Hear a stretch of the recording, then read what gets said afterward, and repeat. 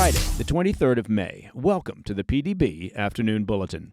I'm Mike Baker, your eyes and ears on the world stage. All right, let's get briefed. First up, another round of nuclear talks between the U.S. and Iran took place today in Rome, but the Iranian regime is signaling that they may walk away from the negotiating table over the Trump administration's demands to end all uranium enrichment. We'll have those details. Later in the show, despite the diplomatic deadlock over the war in Ukraine, leaders in Kyiv and Moscow are conducting the largest prisoner swap of the more than 3-year-old conflict. Some 2,000 soldiers are involved in this exchange. But first, today's afternoon spotlight. We begin today with the latest on the U.S.-Iran nuclear talks, as leaders in Tehran reportedly grow skeptical that they'll be able to reach a new deal with the Trump administration. Well, actually, to be honest, maybe if they quit pursuing nuclear weapons and also stopped funding and training and otherwise supporting their various terrorist proxies, they could probably reach a new deal.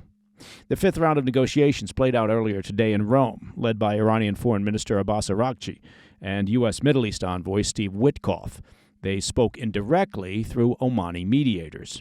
The talks ended without any major breakthroughs, but Oman's foreign minister said progress was made towards at least establishing a framework for a potential future deal. That's diplomatic speak for we didn't really get a lot done, and said he hopes to, quote, clarify the remaining issues in the coming days. While the White House remains hopeful that they can find a diplomatic off-ramp to the Islamic regime's nuclear ambitions, two Iranian sources exclusively told CNN on Friday that the mullahs may decide to walk away from negotiations entirely. The impasse is reportedly over whether or not Iran will be allowed to continue their domestic enrichment of uranium at a lower level for what they dubiously claim are civilian purposes. Now, President Trump has repeatedly insisted that any deal must include Iran's full abandonment of enrichment activities. That's an outcome that Iran's leadership continues to reject. Witkoff reiterated that message in a recent interview with ABC News, stating, quote, we cannot allow even 1% of an enrichment capability, calling that red line non-negotiable.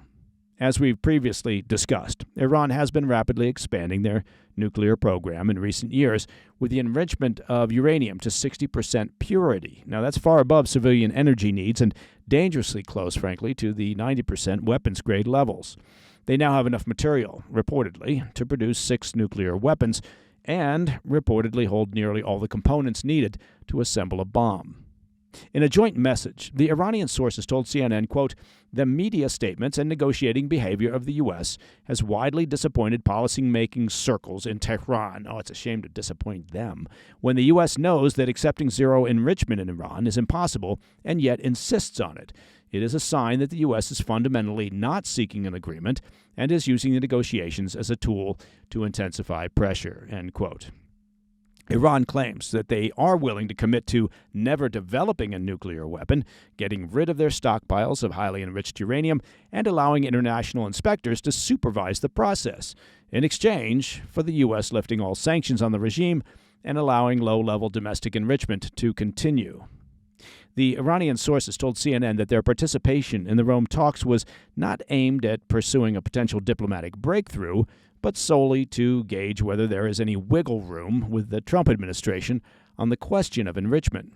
The Iranian foreign minister made his demands plain in a statement ahead of Friday's talks, saying, quote, figuring out the path to a deal is not rocket science. Zero nuclear weapons equals we do have a deal. Zero enrichment equals we do not have a deal. Time to decide, end quote. But it goes without saying that assurances from Iran that they'll not flout the terms of any potential agreement, well, they're not really worth much. The 2015 nuclear deal, known as the Joint Comprehensive Plan of Action, or JCPOA, because, as you know, everybody loves a good acronym. In theory, it limited Iran to enriching uranium to 3.67%. That's far below the 90% levels that are considered weapons grade. But Iran was quickly accused of covertly violating the terms of the deal to continue their pursuit of nuclear weapons, which is in part what prompted President Trump to pull out of the deal in 2018 during his first term. Still, the White House projected their usual optimism ahead of Friday's talks, with Press Secretary Caroline Leavitt telling reporters that Trump believes the negotiations are, quote, moving in the right direction. We should mention that looming over the ongoing discussions are reports from earlier this week that Israel is making preparations to potentially strike Iranian nuclear facilities. It remains unclear, however, if Israeli leaders have made a final decision on whether or not to attack. The Iranian foreign minister warned the Trump administration, now they're issuing warnings, not just demands, but warnings, that they will hold the U.S. personally responsible for any military action taken by Israel and will adopt, quote, special measures to protect its nuclear sites and material if such threats continue. A separate statement from Iran's Islamic Revolutionary Guard Corps, the IRGC, threatened a, quote, devastating and decisive response should Israel strike. A spokesman for the IRGC said, quote, they're trying to frighten us with war, but are miscalculating as they are unaware of the powerful popular and military support the Islamic Republic can muster in war conditions, end quote. Well, for now, talks will continue, but it does appear that between Iran's hardline stance towards enrichment and Israel's concerns over the Islamic regime's true endgame, the Trump administration may have a difficult time finding a viable diplomatic solution. And by that I mean, well, they will have a difficult time finding any viable diplomatic solution. All right, coming up next, Russia and Ukraine are carrying out the largest prisoner swap of the more than 3-year-old war, which will see some 2,000 soldiers freed. I'll be right back. Hey, Mike Baker here. Now, this July, and maybe you've heard about this, but there's going to be an important global summit of BRICS nations, and it'll be held in Rio de Janeiro. Now, the bloc of emerging superpowers, it includes Russia and China and Iran and India.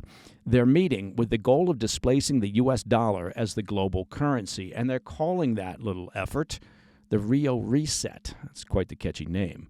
As the BRICS nations push forward with their plans, demand for U.S. dollars could decrease, and of course, that would bring down the value of the dollar. While the transition won't happen overnight, of course, the Rio Reset does mark a pivotal moment when BRICS objectives move from possibility toward reality. So you ask yourself, what can you do to help protect your hard-earned dollar savings? And I would suggest one thing you could do is check in with the professionals over at Birch Gold Group. Now, Birch Gold can help you move your hard-earned dollar savings into a tax-sheltered IRA in precious metals. Claim your free information kit on gold by texting PDB to the number 989-898. It's that simple. With an A-plus rating with the Better Business Bureau and tens of thousands of happy customers, let Birch Gold arm you with a free information kit on owning gold before July and that Rio Reset. Just text PDB to the number 989-898 today. Hey, Mike Baker here. I want to take just a few seconds of your time to tell you about a great home fitness company. I'm talking about JackedUp Fitness. Now, JackedUp Fitness makes amazing gym equipment for home use, making it easier than ever, of course, to be consistent with your strength training workouts, and consistency is really important. And, of course, strength training is key to your overall fitness. Now, as an example, their all-new X Series elevates home fitness to a whole new level. The Power Rack Pro X Functional Trainer lets you do hundreds of exercises from the comfort of your own home.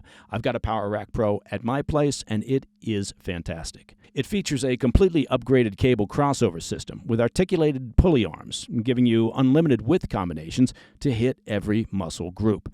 And if you're new to strength training, well, don't worry. They offer a free Get Jacked Up program that has full-body video workouts. Simply press play and follow along. It's that simple. Take control of your fitness. Go to getjackedup.com and sign up for their free training program. And when you're ready to purchase your own Power Rack Pro X, just use my promo code BAKER, B-A-K-E-R, to save 10% at checkout. Again, that's getjackedup.com. Welcome back to the Afternoon Bulletin.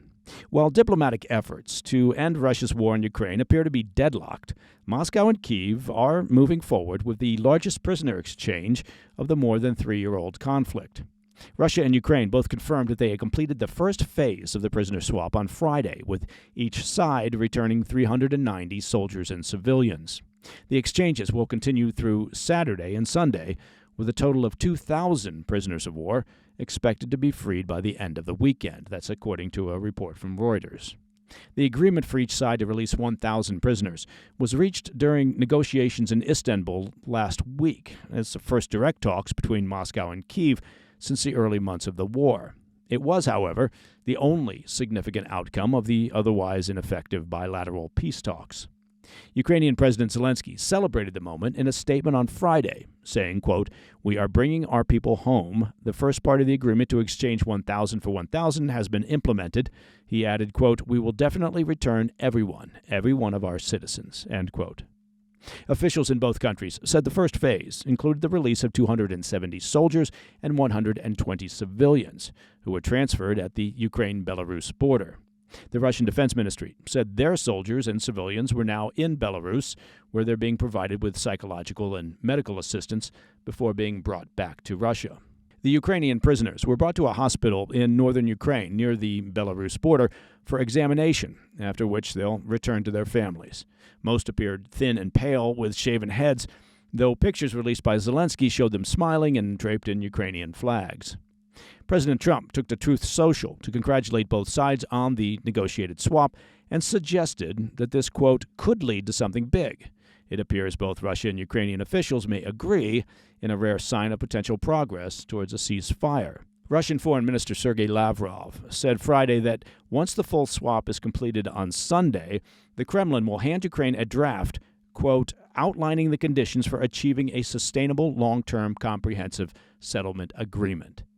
Ukrainian Defense Minister Rustem Umerov, meanwhile, called the exchange the first stage of a potential ceasefire with Russia. He said, quote, "We achieved 1,000 for 1,000. After this, if it will be successful, as I said, first is exchanges, second is the ceasefire," end quote.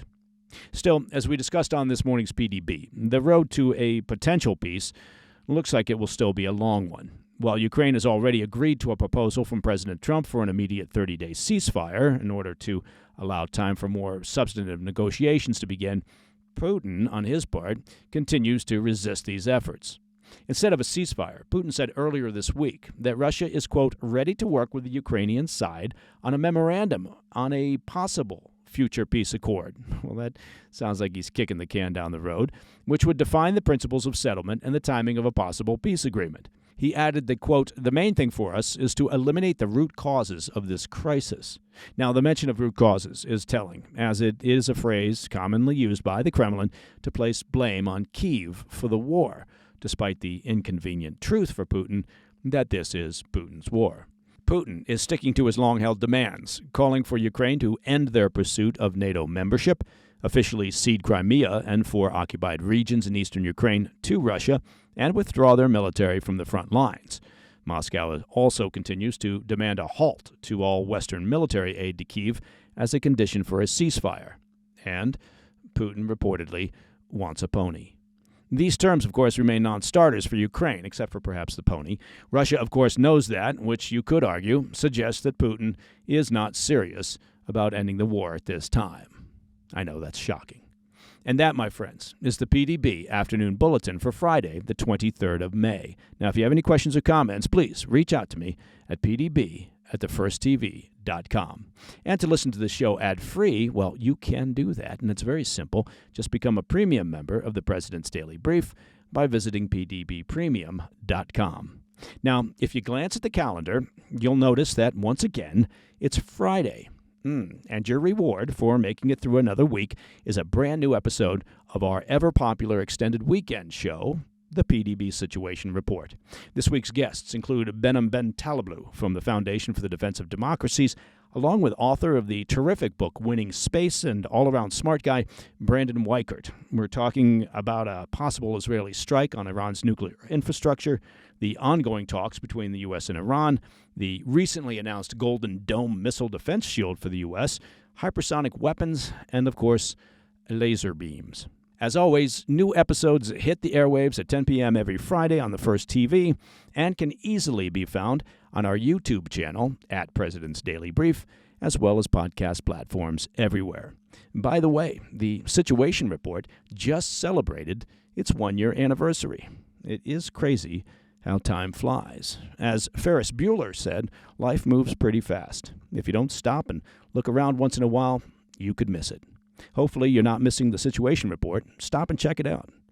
I'm Mike Baker, and I'll be back over the weekend with the PDB Situation Report. Until then, stay informed, stay safe, stay cool.